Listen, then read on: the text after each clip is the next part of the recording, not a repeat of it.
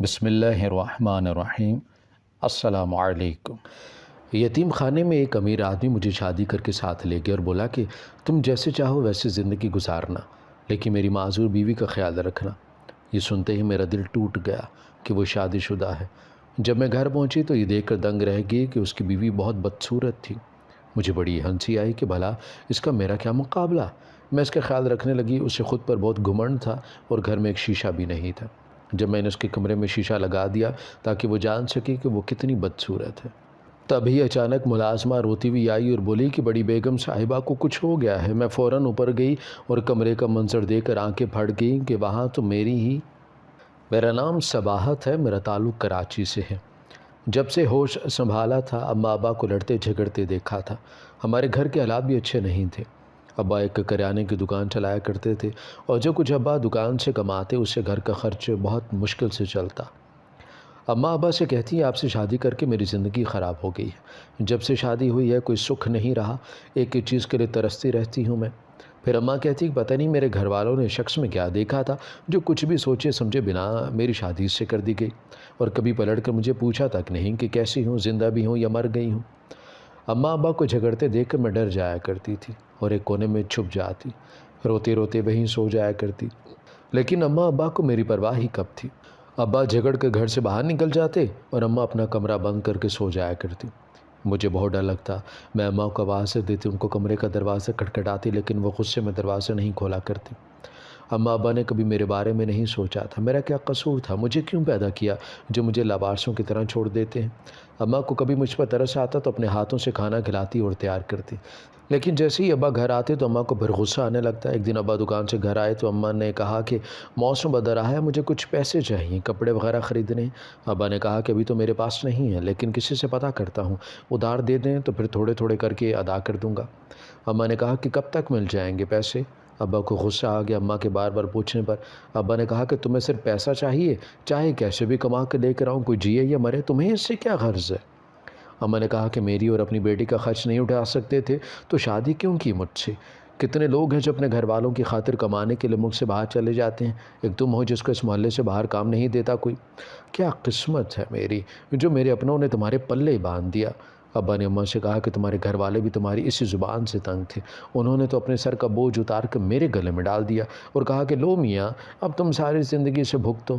میں اماں سے کہتی کہ آپ ہی خاموش ہو جایا کریں، ہر وقت کا لڑنا جھگڑنا صحیح نہیں ہے، میں بھی انسان ہوں، آپ کی اولاد ہوں، میرا ہی سوچ لیں، مجھ پر آپ دونوں کے لڑائی جھگڑے کا کتنا برا اثر پڑتا ہے، میرا یہاں رہنے کو دل نہیں چاہتا اب۔ اماں مجھے دھکا دے دیتی اور کہتی کہ تم صرف میری اولاد نہیں ہو، اس شخص کی بھی بیٹی ہو، میں نے ٹھیکہ نہیں اٹھا رکھا تمہیں پالنے کا، اپنے باپ کو کہو جو کہنا ہے، میری زندگی پہلے ہی تمہارے باپ سے شادی کر کے خراب ہو گئی ہے۔ کچھ دنوں سے ابا گھر نہیں آ رہے تو اماں کو اس بات کی کوئی پرواہ نہیں تھی، وہ آرام سے ٹی وی دیکھتی اور سو گئی۔ مجھے نیند نہیں آ رہی تھی، ابا کے گھر پر ہونے سے ایک تحفظ کا احساس ہوتا تھا۔ پھر کسی کے دیوار پھلانگنے کی آواز آئی تو میں نے اماں کو اٹھا دیا۔ ہم ماں بیٹی ڈرتے ڈرتے شہر میں دیکھنے گئی تو سامان والے شخص کو دیکھ کر میں حیران رہ گئی، کیونکہ وہ ابا ہی تھے۔ اماں نے ابا سے کہا کہ جب گھر آنے کے لیے دروازہ موجود ہے تو پھر تم چوروں کی طرح دیواریں کیوں پھلانگ رہے ہو؟ ابا نے کہا کہ آہستہ بولو، میرے پیچھے کچھ لوگ پڑے تھے، ان سے بچنے کے لیے میں جلدی سے دیوار پھلانگ کر گھر میں داخل ہوا ہوں۔ میں نے کہا کہ ابا وہ لوگ کون تھے اور آپ کے پیچھے کیوں پڑے تھے؟ ابا نے کہا کہ بہت پہلے میں نے قرض لیا تھا اور حالات ٹھیک نہ ہونے کی وجہ سے میں قرض ادا نہیں کر سکا، اس لیے وہ مجھے ڈھونڈ رہے ہیں، ان سے بچتا ہوا اتنے دنوں سے گھر نہیں آ سکا۔ اماں نے کہا کہ دیکھ لیا، یہ ہے تمہارے باپ کی اصلیت، پھر کہتے ہوں کہ اماں بولتی کیوں ہیں؟ ابا نے کہا کہ پھر شروع ہوگی، تم ہر وقت تیار رہتی ہو، لڑائی جھگڑے کرنے کے لیے موقع ڈھونڈتی پھرتی ہو تم لڑنے کا۔ میں نے کہا کہ اچھا بس کریں آپ دونوں، اور کچھ نہیں تو میرا ہی خیال کرنے، اپنی بیٹی کے سامنے کیسے ایک دوسرے کو تانے دیتے ہو، آپ دونوں کو تو پتہ نہیں، لیکن قسمت میری خراب تھی جو آپ کے گھر میں زبردستی پیدا ہوگی۔ کبھی سوچا آپ دونوں نے کہ میرا کیا قصور ہے، مجھے کس گناہ کی سزا مل رہی ہے؟ ایسی زندگی تو یتیموں کی بھی نہیں ہوگی جیسے آپ دونوں کی ہوتے ہوئے میں گزار رہی ہوں۔ ابا کچھ کہے بنا کمرے میں چلے گئے۔ اماں نے کہا کہ میں کیا کروں، تم خود بتاؤ، جو کچھ تمہارا باپ کر رہا ہے کیا کوئی بھی ذمہ دار شخص ایسا کرتا ہے؟ اسے کوئی فکر نہیں، نہ اس گھر کی اور نہ ہی ہماری، اسے یہ احساس ہے کہ گھر میں کچھ کھانے پکانے کو بھی ہے یا نہیں؟ اماں بھی سچ ہی کہہ رہی تھی، اس میں اماں کا بھی کیا قصور تھا؟ گھر کے اخراجات پورے کرنا ابا کی ذمہ داری تھی، لیکن ابا کو بھی اس بات کی شاید کوئی پرواہ نہیں تھی۔ ایک دن اسی بات پر اماں ابا کا بہت جھگڑا ہو گیا اور اماں گھر چھوڑ کے چلی گئی۔ میری ایک دوست تھی جو اسی محلے میں رہا کرتی تھی، وہ کہیں نوکری کرتی تھی۔ میں نے اسے کہا کہ میرے لیے بھی کوئی کام ڈھونڈ دو، مجھے سخت ضرورت ہے۔ اس نے کہا کہ میں جہاں کام کرتی ہوں وہاں بات کروں گی، اور کچھ دن اسی طرح گزر گئے، لیکن اس نے کچھ نہیں بتایا۔ میں نے سوچا کہ اپنی دوست سے بات کرتی ہوں، لیکن پھر یہ سوچ کر خاموش ہوگی کہ اگر کوئی کام ملا ہوتا تو اس نے خود ہی بتا دینا تھا۔ لیکن گھر میں فاقے چل رہے تھے، اماں بھی ابھی تک واپس نہیں آئی تھی، لیکن ان کی ایک ہی ضد تھی کہ ابا کوئی اچھا کام ڈھونڈیں گے، گھر کے حالات اچھے ہیں، ہوں گے تو ہی آؤں گی ورنہ نہیں۔ میں نے ابا سے کہا کہ آپ کوشش تو کریں، ہو سکتا ہے کہیں اچھا کام مل جائے اور ہمارے دن بدل جائیں۔ لیکن اب ایسے لگتا تھا جیسے ابا بھی کام کرنا نہیں چاہتے۔ ابا کے حالات دیکھتے ہوئے اماں نے طلاق کا مطالبہ کر دیا، اور ابا نے میرا سوچے بنا اماں کو طلاق دے دی۔ میں نے بہت کوشش کی ابا کو سمجھانے کی، لیکن ابا سمجھنا نہیں چاہتے تھے، اس لیے فوراً فیصلہ سنا دیا۔ اس سے تو بہتر تھا کہ اماں کے گھر والے اماں کی شادی نہ کرتے، اگر کرنے ہی تھی تو دیکھ بھال کر شادی کرتے۔ اب کیا حاصل ہوا؟ زندگی تو میری دو حصوں میں بٹ کر رہ گئی تھی۔ ماں باپ کے ہوتے ہوئے نہ کبھی ماں کا پیار نصیب ہوا اور نہ ہی باپ کا۔ میری دوست ایک دن گھر آئی اور اس نے کہا کہ جہاں میں کام کرتی ہوں وہاں ایک کام ہے، اگر تم کرنا چاہو۔ میں نے کہا کہ جیسا بھی کام ہو مجھے منظور ہے، فاقے کرنے سے بہتر ہوگا نا کہ کچھ کما کر پیٹ پال لیا جائے۔ میری دوست نے کہا کہ میں ایک یتیم خانے میں کام کرتی ہوں، اس جگہ تمہارے لیے بات کی تھی، تم کل میرے ساتھ چلنا، یتیم خانے کی وین لگی ہوئی ہے، وہ خود لے کر بھی جاتے ہیں اور چھوڑ کر بھی جاتے ہیں۔ میں اگلے دن اپنے دوست کے ساتھ چلے گی۔ میں بھی اپنے دوست کی طرح سارا دن بچوں کی دیکھ بھال کرتی، ان بچوں کو دیکھ کر مجھے اپنے حالات یاد آتے، اپنا وقت یاد آنے لگتا کہ ماں باپ کے ہوتے ہوئے بھی ایسی ہی زندگی گزاری تھی۔ لیکن پھر بھی اللہ تعالیٰ کا شکر ہے کہ چلو 2 وقت کی روٹی کا بندوبست تو ہو جاتا ہے یہاں کام کرنے سے، اور پھر میں بھی اس یتیم خانے میں رہنے لگی۔ اور ایک دن میری دوست نے کہا کہ تم کب تک ایسے ہی تنہا زندگی گزارو گی، تمہیں اپنے لیے کچھ سوچنا چاہیے۔ میں نے اسے کہا کہ میں کبھی شادی نہیں کروں گی، شادی کے بنا سکون کی بے فکری کی زندگی جی رہی ہوں، اور شادی کر کے میں کسی ٹینشن میں نہیں پڑنا چاہتی۔ اماں ابا کی مثال میرے لیے کافی ہے، ان کو دیکھ کر بہت سبق سیکھ چکی ہوں۔ میری دوست نے کہا کہ ضروری تو نہیں کہ جو کچھ تمہارے ماں باپ کے ساتھ ہوا وہی تمہارے ساتھ بھی ہو سکتا ہے کوئی بہت امیر اور بہت چاہنے والا تمہیں مل جائے۔ میں نے کہا کہ ایسا صرف خواب میں ہوتا ہے اور سوچا ہی جا سکتا ہے، مجھ جیسی غریب اور تنہا لڑکی کی ایسی قسمت کہاں، اور میں ویسے بھی ایسے کوئی خواب دیکھنا ہی نہیں چاہتی جس کی کوئی تعبیر ہی نہ ہو۔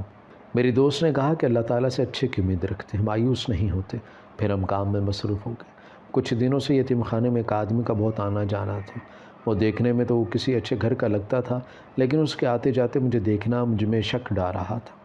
ایک دن میں نے اس آدمی کو روک لیا اور کہا کہ آپ کو کوئی مسئلہ ہے، کچھ چاہیے؟ کسی کو ڈھونڈ رہے ہیں جو بار بار میری طرف دیکھ رہے ہیں، بتائیں کیا مسئلہ ہے آپ کا؟ اس آدمی نے مسکراتے ہوئے کہا کہ کچھ نہیں، آپ پریشان نہ ہو، میں ایسا انسان نہیں ہوں۔ اس سے پہلے کہ میں کچھ اور کہتی میری دوست وہاں آ گئی اور اس شخص کو دیکھتے ہی مجھے کہنے لگی کہ سبات کیا ہو گیا ہے، تم جانتی بھی ہو کہ تم کس سے بات کر رہی ہو؟ میں نے کہا کہ مجھے کچھ نہیں جاننا، بس ان سے اتنا پوچھو کہ یہ مجھے کیوں گھورتے رہتے ہیں۔ وہ آدمی چلا گیا اور میری دوست کہنے لگی کہ یہ یتیم خانہ اس شخص نے بنوایا تھا اور وہی اس کو چلا رہا ہے۔ وہ جانتی ہو کہ وہ تمہیں اس طرح دیکھ کر کیوں مسکراتا ہے؟ میں نے حیران ہو کر اپنی دوست کو دیکھا اور کہا کیوں؟ اس نے کہا کیونکہ وہ آدمی تمہیں پسند کرتا ہے اور تم سے شادی کرنا چاہتا ہے۔ میں حیران تھی، میں نے کہا کہ وہ اتنا امیر آدمی، اسے تو کوئی بھی مل سکتی ہے، پھر اس نے مجھے کیوں پسند کیا؟ میری دوست نے کہا کہ کیونکہ اسے ایک نیک اور اچھی بیوی چاہیے تھی جو اس کا ساتھ دے اور اس کا خیال رکھے۔ مجھے یقین نہیں آ رہا تھا۔ میں نے اپنی دوست سے کہا کہ تم جانتی ہو کہ میرے حالات پھر بھی ایسے باتیں کر رہی ہو؟ اس نے کہا کہ قسمت بدلتے دیر نہیں لگتی، اور تمہاری قسمت تمہیں موقع دے رہی ہے تو تمہیں انکار نہیں کرنا چاہیے۔ میں تمہاری دوست ہوں اور یقین جانو میں کبھی بھی تمہارا برا نہیں چاہوں گی۔ پھر میری دوست نے کہا کہ میں یہاں کہیں سالوں سے کام کر رہی ہوں، وہ بہت اچھے آدمی ہیں، تم ایک دفعہ اپنے قسمت کو آزما کر دیکھو۔ میں نے کہا کہ مجھے سوچنے کا وقت دو، میں اتنا بڑا فیصلہ سوچے سمجھے بنا نہیں کر سکتی، اور ابا سے بھی بات کرنی ہے۔ میرے دوست نے کہا کہ اس کی تم فکر نہ کرو، تمہارے ابا اتنے امیر آدمی کا سنتے ہی تمہارا ساتھ دیں گے۔ لیکن ابا کچھ دنوں سے غائب تھے۔ ایک دن پتہ چلا کہ ان کا ایکسیڈنٹ ہو گیا تھا اور وہ بچ نہیں سکے۔ ابا بھی مجھے چھوڑ کر دنیا سے چلے گئے۔ میری بھی کیسی زندگی تھی، جو رشتے تھے وہ بھی ایک ایک کر کے مجھے چھوڑ کر چلے گئے۔ میری دوست نے میرا بہت ساتھ دیا۔ اس نے کہا کہ تم اب اکیلی رہ گئی ہو، تمہیں سہارے کی ضرورت ہے۔ اس معاشرے میں ایک اکیلی عورت کا رہنا کتنا مشکل ہے تم اچھی طرح جانتی ہو، اس لیے فیصلہ کر لو اور میری بات کو سمجھو، آخر کب تک اس یتیم خانے میں رہو گی؟ میری دوست نے کہا کہ وہ آدمی تم سے بات کرنا چاہتا ہے، لیکن دیکھو کوئی بھی الٹی سیدھی بات نہیں کر رہا۔ میں مان گئی۔ جب اس آدمی سے ملاقات ہوئی تو اس نے کہا کہ تمہیں میں پسند کرتا ہوں اور تم سے شادی کرنا چاہتا ہوں۔ میں نے کہا کہ اب میرے بارے میں کچھ بھی نہیں جانتے، لیکن اس آدمی نے کہا کہ میں جتنا جانتا ہوں اتنا کافی ہے۔ پھر پتہ چلا کہ میری دوست بھی اچانک کہیں گم ہو گئی ہے۔ وہ بہت اچھی تھی اور اس کے بارے میں زیادہ پتہ بھی نہیں تھا۔ وہ یہ محلہ چھوڑ کر جا چکی تھی اور اسے یتیم خانے میں ایک امیر آدمی مجھے شادی کر کے ساتھ لے گیا اور بولا کہ تم جیسے چاہو ویسے زندگی گزارنا، لیکن میری معذور بیوی کا خیال رکھنا۔ یہ سنتے ہی میرا دل ٹوٹ گیا۔ وہ شادی شدہ ہے، جبکہ میں گھر پہنچی تو دیکھ کر دنگ رہ گئی کہ اس کی بیوی بہت بدصورت تھی۔ مجھے بڑی ہنسی آئی کہ بھلا اس کا اور میرا کیا مقابلہ، کیونکہ میں تو بہت خوبصورت تھی۔ میں اس کا خیال رکھنے لگی، دن رات اس کی دیکھ بھال کرتی۔ مجھے اس بیچاری پر ترس بھی آتا تھا۔ ایک وہ بدصورت تھی، دوسرا وہ چل بھی نہیں سکتی تھی، لیکن وہ مجھ سے خار کھاتی تھی اور اپنی باتوں سے مجھے ذلیل کیا کرتی۔ اور ایک دن مجھ پر الزام لگانے کی کوشش کی، پر میرے شوہر نے اس کا یقین نہیں کیا۔ مجھے اس بات پر بہت غصہ آیا کہ ایک میں اس کی اتنی دیکھ بھال کرتی ہوں، اس کی کسی بات کو دل پر نہیں لیتی، پر میری سوتن مجھ پر الزام لگا رہی تھی۔ اس لیے میں نے اس کے کمرے میں شیشہ لگانے کا سوچا۔ میری سوتن کو خود پر بہت گھمنڈ تھا اور گھر میں ایک شیشہ بھی نہیں تھا، اور میرے شوہر نے اس کی وجہ بتائی بھی نہیں۔ جب میں نے اس کے کمرے میں شیشہ لگا دیا تاکہ وہ جان سکے وہ کتنی بدصورت ہے، تبھی ایک ملازمہ روتی ہوئی آئی اور بولی کہ بڑی بیگم صاحبہ کو کچھ ہو گیا ہے۔ میں فوراً اوپر گئی، پر کمرے کا منظر دیکھ کر آنکھیں پھٹی کی پھٹی رہ گئیں۔ وہاں تو میری سوتن بے ہوش پڑی تھی اور وہ خوبصورت ہو چکی تھی۔ جب ڈاکٹر کو بلایا تو اس نے کہا کہ کچھ نہیں، بس ڈر کر بے ہوش ہو چکی تھی۔ میرے شوہر بھی وہیں موجود تھے اور میری سوتن جب سے ہوش میں آئی تھی وہ رو رہی تھی اور میرے شوہر اس کو تسلی دے رہا تھا۔ اور میری سوتن نے کہا کہ 3 سال میں بہت تکلیف میں رہی، مجھے لگتا تھا کہ میرا چہرہ کبھی واپس اصلی حالت میں نہیں آ سکتا اور میں یوں ہی بدصورتی کا طعنہ سہتے ہوئے مر جاؤں گی۔ آج ایک راز آپ کو بتانے جا رہی ہوں، کیونکہ اس کا بوجھ اٹھائے میں تھک چکی ہوں۔ آج سے 5 سال پہلے جب ہماری شادی ہونے جا رہی تھی تو آپ کی بہن ہمارے رشتے کے لیے نہیں مان رہی تھی۔ وہ کہتی تھی کہ میں بہت گھمنڈی اور غرور والی ہوں اور آپ اپنی بہن سے بہت محبت کرتے تھے، اس پر جان دیتے تھے، ہر وقت اپنی بہن کی باتیں کرتے، اور یہ سب مجھے اچھا نہیں لگتا۔ میں چاہتی تھی کہ وہ اس گھر سے یہاں سے چلی جائے اور ہماری پھر بھی شادی ہو گئی۔ اور جیسے ہی میں اس کے گھر میں آئی وہ میرے ساتھ نارمل ہو چکی تھی، پر سب کو میرا گھمنڈی ہونا اور امیر باپ کی بیٹی ہونے پر غرور کرنا، اکڑ کرنا کسی کو برداشت نہیں تھا۔ پھر میں نے سوچ لیا تھا کہ کسی طرح اپنی نند کو اس گھر سے نکالنا ہے۔ وہ بہت اچھی تھی، میرا بہت خیال رکھنے لگی، پر آپ کو اپنی بہن کے علاوہ کچھ نظر نہیں آتا تھا۔ آپ کہتے کہ باپ بن کر بالا ہے، اپنی بہن کو مجھ پر سے یہ برداشت نہیں ہوتا تھا، کیونکہ مجھے شروع سے پسند نہیں تھا کوئی میرے سامنے کسی دوسرے کی تعریف کرے، اور میں اپنی ایک یونیورسٹی کی دوست کے ساتھ مل کر آپ کی بہن کو آپ کی نظروں میں ہمیشہ کے لیے گرا دینا چاہتی تھی، پر وہ ہر بار بچ جاتی۔ پتہ نہیں کون ہر بار اس کو بچا لیتا۔ وہ بہت نیک پروین بن کر پھرا کرتی تھی، بلکہ وہ نیک تھی، اور میں اس پر تہمت لگانے لگی اور اپنے دوست کو کہا کہ اس کو ٹریپ کرے، اور وہ بھی ایک لڑکی تھی اور اس کی عمر خواب دیکھنے کی تھی۔ وہ بھی خواب دیکھنے لگی اور اس لڑکے سے فون پر باتیں کرنے لگی۔ جب ایک دن پتہ چلا کہ میرے دوست اس سے محبت کرنے لگا ہے اور اس سے شادی کرنا چاہتا ہے اور وہ کسی بھی صورت میرا ساتھ نہیں دے گا، جبکہ مجھے تو آپ میں بھی کوئی انٹرسٹ نہیں رہا تھا۔